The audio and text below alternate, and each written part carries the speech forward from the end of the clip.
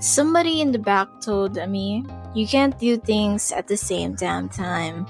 Well, I'm about to show them that I can do things at the same damn time. Welcome everyone to another episode of No Time for Frames, a series podcast where I basically talk about my life experiences that I intend to make an animation of, but I just don't have the time and effort to do it because I'm burnt out.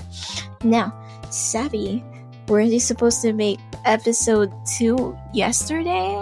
Well, to address that, yeah, I was supposed to make an episode 2, but I completely forgot about it because of how swamped my schedule was. And it still is, actually.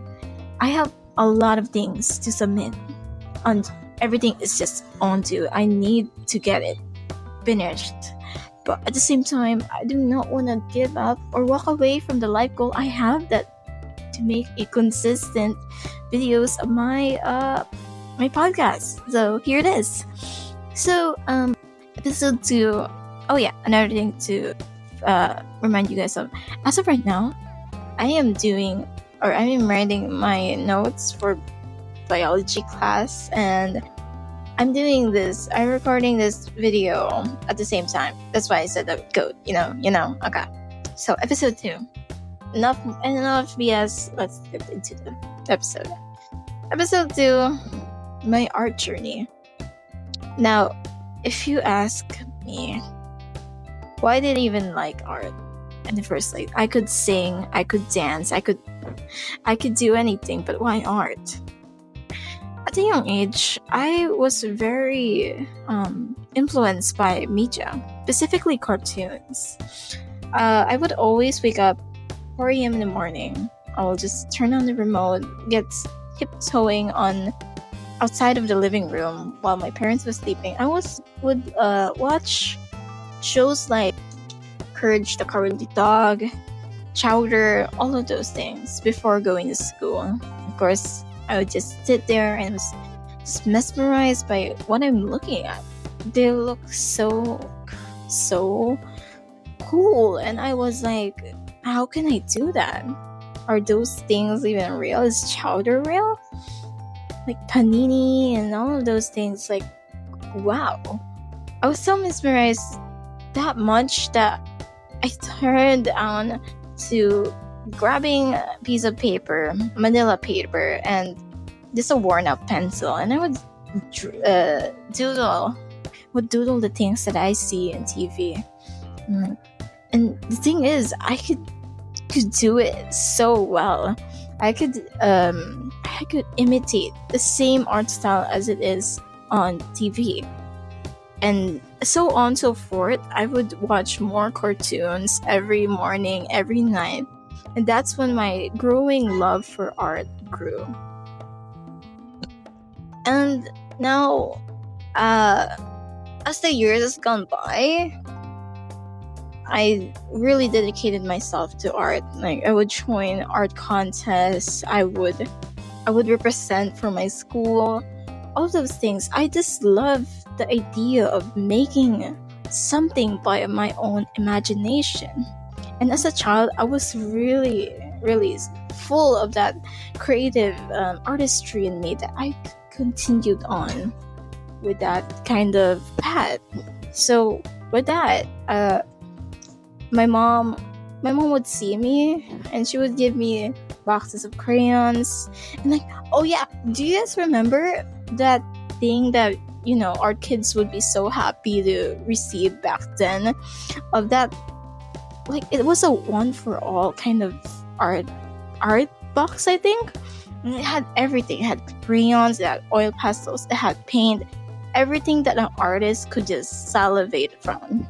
And until now that I realized growing up that those products were kind of crappy, but it made the artist smile, There is a soul in art that was always familiar to me and always led me to be happy. It gave me relaxation, and it gave me will and freedom to express myself in ways that I cannot express myself.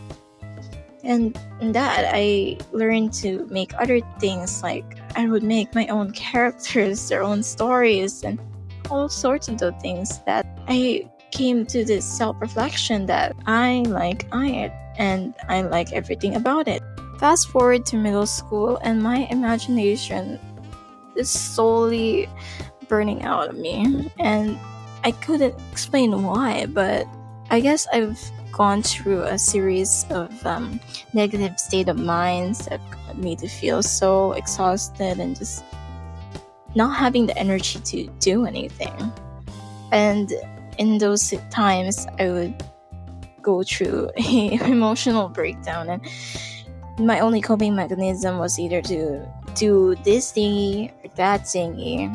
But it was scribbling through a piece of paper, and I would repeat the same object over and over until I filled the page.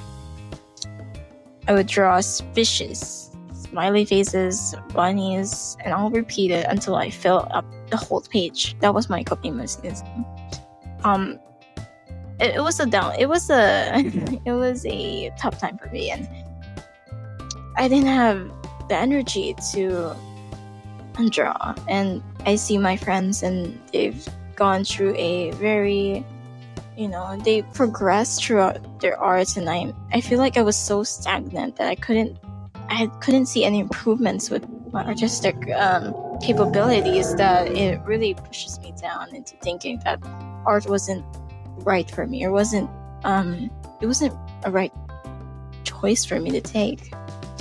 Yeah, it was very pessimistic, and at the time where I was slowly recovering and I've gone through my 10th grade, 9th grade, I regained the strength to keep on continuing with art. And in that sense, I joined a journalism publication organization. You think about it.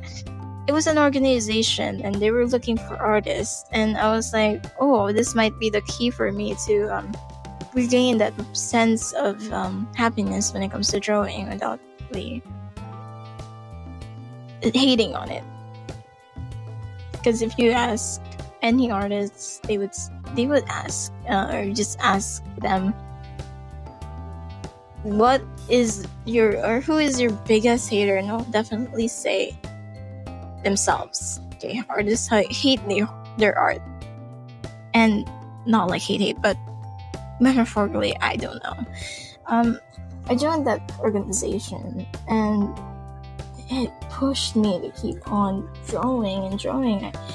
Post by post, I would make topics on like issues around our social or political issues, and it gave me that feeling that I was feeling back when I was a child, where I was carefree, and I would just throw all out on my imagination. It was just oozing with that creativity and wittiness that I was happy now. And now, present times, I continue to draw. I tried my best to not, sink into that journalism personality, where I just draw about my stances on issues and all of those things. I try to be personal, just like when I was in childhood. I was in my childhood where I would draw characters. I came back to that imagination, and I'm glad that, I never gave up on art and all of that stuff. And now I'm here making a podcast about it. Pretty nice. Yeah. It's much as I want to speak more, or I want to speak further on my journey, there's just a lot for me to tackle when it comes to this kind of story, because I've been drawing for about a decade now. I started at 2, and then now that I'm almost in my adulthood, barely legal, I keep on pushing myself, because if hypothetically, if I ever see my child me, she would be happy that I'm still like this, even though I draw all those ridiculous things. yeah, that's kind of about it. I really want to talk more about this, but I just don't have the words right now to describe or elaborate all of the things I experienced as an artist. And this is all I could show for now. Uh, yeah, I'm glad that you still are tuning in to this video. Thank you for thank you for your time to listen to my yappy. Even though I stutter, I keep filling out words. I try my best to improve my English speaking abilities, and this is a great exercise for me. And I'm glad that I even thought about this instead of just slacking off and doing nothing. So yeah, this is episode 2, my art journey, and see you all for the next video. Bye.